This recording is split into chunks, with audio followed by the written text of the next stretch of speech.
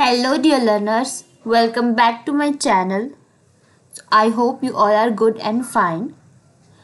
हमने स्टार्ट किया हुआ है macro economics revision of economics for class 12 students. उसमें हमने स्टार्ट किया था chapter 1 introduction about the macro economics and जिसमें हमने इंट्रोडक्शन मीनिंग के बारे में कवर कर लिया था. And today we will discuss the features of macro economics. तो फीचर्स क्या होते हैं मैक्रो इकोनॉमिक्स के, ये देख लेते हैं एक बार. तो जनरली हमने मैक्रो इकोनॉमिक्स के बारे में डिस्कस ये किया था कि मैक्रो इकोनॉमिक्स क्या होता है कि जब इकोनॉमिक्स को हम एग्रीगेट क्वांटिटी में या फिर नेशनल लेवल पर हम उसको मेजर करते हैं या कंसिडर करते हैं, उसको हम मैक्रो इकोनॉमिक्स कहते हैं. मैक्रो इकोनॉमिक्स फॉर्म होती है टू वर्ड से. First one is macro, second one is economics. Macro क्या होता है? मैक्रो मतलब इज लाइक एग्रीगेट, पूरा नेशन, पूरा नेशनल लेवल पे हम कवर कर रहे हैं किसी चीज़ को. And economics is the study that help us to reallocate or utilize the scarce resources in multiple needs. तो जब हम यही इकोनॉमिक्स को नेशनल लेवल पर स्टडी करते हैं, समझते हैं, that known as the macro economics. तो फर्स्ट फीचर्स है इसका एग्रीगेट इकोनॉमिक वेरिएबल. तो सबसे पहले हमने यही पढ़ा था कि मैक्रो इकोनॉमिक्स में everything will be aggregate, everything will be a multiple ways, multiple quantity में हम चीज़ों को समझेंगे, जानेंगे. सो macro economics comes with the economy as a whole and the seize aggregate variable जैसे GDP, inflation, employment, national income.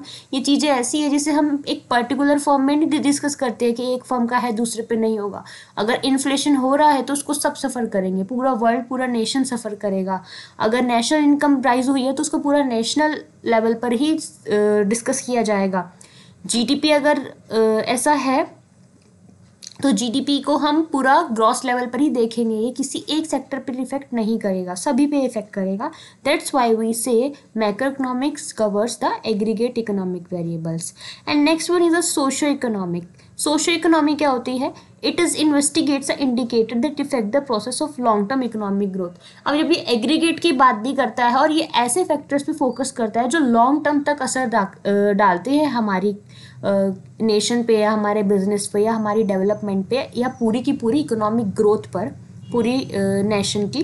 जैसे investment हो गया, टेक्नोलॉजिकल प्रोसेस, इंस्टीट्यूशनल फैक्टर, ये ऐसी इन्वेस्टमेंट्स, ये ऐसी चीज़ें हैं जो एक बार होती हैं और एक ही बार ही इनका असर होता है आने वाले टाइम तक. ये ऐसा नहीं है कि आज इन्वेस्टमेंट करी तो आज ही प्रॉफिट हो गया. अब आपको इन्वेस्टमेंट करोगे तो उसका जो रिटर्न है, उसका जो प्रॉफिट है वो आपको बहुत लॉन्ग टर्म तक होगा. तो इस चीज़ के लिए ये ऐसी चीज़ों पे जोर डालती है जो पूरा सोशली इकोनॉमिक पर इफेक्ट करती हैं.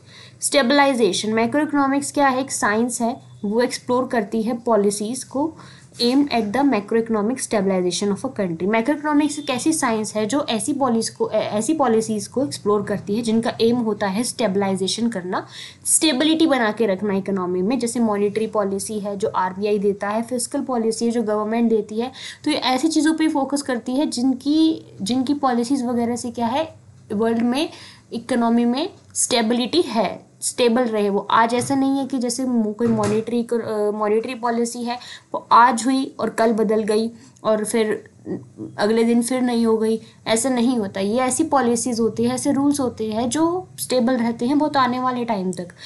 नेक्स्ट है इंटरनेशनल ट्रेड एंड फाइनेंस. ये जो सेक्टर है ये डील करता है how the international factor determine India's trade balance. कैसे इंटरनेशनल फैक्टर क्या है डिटरमाइन करेंगे इंडिया का ट्रेड बैलेंस क्या होगा, एक्सचेंज रेट क्या होगा, कैपिटल फ्लोज क्या होगा. ये सब क्या है इकोनॉमी को इफेक्ट करेंगे, जो एनालाइज करेंगे उन सारी चीज़ों पे ये बात करेंगे. ठीक है. तो इसलिए जो मैक्रो इकोनॉमिक्स में ये इंटरनेशनल ट्रेड फाइनेंस सब कुछ कवर होता है, क्योंकि इस पे हम पूरा मतलब हर चीज़ कवर कर रहे हैं नेशन में, नेशनल इनकम पे. तो इनकम से होने वाला exchanges rate, balances, capital flow, सब कुछ यहाँ पे कवर हो जाता है. दूसरा है statistics of national income. Statistics of national income का भी इसका फीचर है क्योंकि इसमें हम अपना इनकम, हमारी जीडीपी इनकम वगैरह का स्टैटिस्टिक्स भी लेके चलते हैं. पर कैपिटा डिस्पोजेबल इनकम क्या हो रही है. तो among the issues how the national income is distributed, कैसे नेशनल इनकम डिस्ट्रीब्यूट की जा रही है डिफरेंट ग्रुप्स में सोसाइटी के अंदर, ये भी कंसर्न करते हैं हम कैसे मैक्रो इकोनॉमिक्स से। और इससे हमें क्या पता चलता है, हमें डिटरमाइन होती है कि हमारी जो नेशनल इनकम है, नेशन है, वो कितना पॉवर्टी रेंज में जा रहा है, कितनी इनइक्वालिटी उसके अंदर है, कितना सोशल सिक्योरिटी इश्यूज है उसके अंदर। ठीक है, तो ये सारी चीज़ें हैं मैक्रो इकोनॉमिक्स के फीचर्स में। अब एक पिक्चर मैं आपको दिखाती हूँ, इसमें देखिए क्या होता है, यहाँ पर कुछ आपको चीज़ें दे रखी है, यहाँ पे आपको इनडायरेक्टली दिखा रहा है कि कैसे इनकम का फ्लो हो रहा है, कि कैसे इनकम का फ्लो हो रहा है। लाइक देखिए कोई फैक्टर है, यानी कोई सर्विस फैक्टर है, आप सर्विस फैक्टर या मार्केट में काम कर रहे हैं, आपको वहाँ से इनकम जनरेट हो रही है। हाउस होल्ड के पास इनकम आई तो उसने क्या है, कंजप्शन एक्सपेंडिचर बढ़ाया प्रोडक्ट्स मार्केट में। अब जो प्रोडक्ट मार्केट है वहाँ के उनकी सेल्स रिसिप्ट बनी तो फर्म को प्रॉफिट हुआ। अब फर्म क्या करेगी, फिर से जो फैक्टर मार्केट है, सर्विस फैक्टर्स है, सर्विस मार्केट है, उनको फैक्टर पेमेंट्स देंगी। ठीक है, ये इनका फ्लो हो गया फैक्टर से लेकर फर्म तक का। अब देखिए गवर्नमेंट फर्म्स के साथ क्या कर रही है, टैक्सेस पे कर रही है, गवर्नमेंट हाउस होल्ड से भी टैक्सेस ले रही है। ठीक है, टैक्सेस की पेमेंट्स हो रही है।